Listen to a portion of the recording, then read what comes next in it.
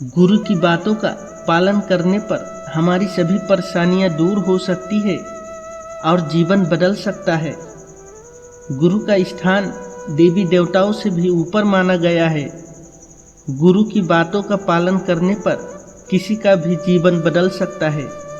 एक लोक कथा के अनुसार पुराने समय में किसी गांव में एक चोर ने विद्वान संत से कहा कि आज से आप मेरे गुरु, लेकिन मैं चोरी करना नहीं छोड़ सकता क्योंकि यही मेरा काम है। गुरु ने चोर से कहा कि ठीक है, अब से तू मेरा शिष्य है। मेरी एक बात ध्यान रखना, सभी महिलाओं को अपनी माता और बहन समझना। चोर ने ये बात मान ली। ये लोग जिस गांव में रहते थे उस राज्य के राजा के यहाँ कोई संतान नहीं थी। इस वजह से राजा अपनी रानी से गुस्सा था और रानी को अलग महल में रहने भेज दिया था। संतान ना होने की वजह से रानी भी बहुत दुखी थी। एक रात चोर रानी के महल में चोरी करने पहुंचा। रानी ने देख लिया कि चोर महल में घुस गया है।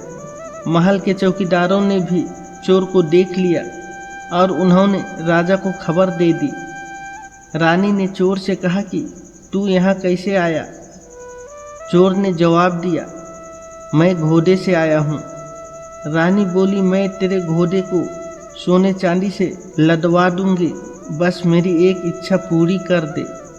चोर को अपने गुरु की बात याद थी, वो भागा नहीं। उसने कहा कि आप तो मेरी माँ समान है, मुझे पुत्र समझकर अपनी इच्छा बताइए। मैं चोर हूँ, लेकिन मेरे बस में होगा तो मैं ज़रूर पूरी करूँगा। राजा यह सब बातें सुन रहा था। चोर की अच्छी बातें सुनकर बहुत खुश हुआ। उसने चोर को दरबार में बुलवाया और कहा कि मैं तुझसे बहुत प्रसन्न हूँ, तू मांग ले जो चाहता है। चोर ने कहा कि राजन, आप महारानी को अब से अपने महल में ही रखे, उन्हें दुख ना दे। राजा ने चोर की बात मान ली। महारानी से राजा ने अपने किए की क्षमा मांगी। रानी से राजा ने कहा कि हम इस चोर को ही अपना पुत्र बना लेते हैं, इसकी वजह से ही सब ठीक हुआ है। राजा भी यह बात मान गया और चोर को अपना उत्तराधिकारी घोषित कर दिया। इस कथा से यह सीख मिलती है कि गुरु की बातें जीवन में उतारने से किसी का भी जीवन बदल सकता है। चोर चोरी करता था, लेकिन उसने गुरु के उपदेश को ध्यान रखा और राजा रानी उससे प्रसन्न हो गए।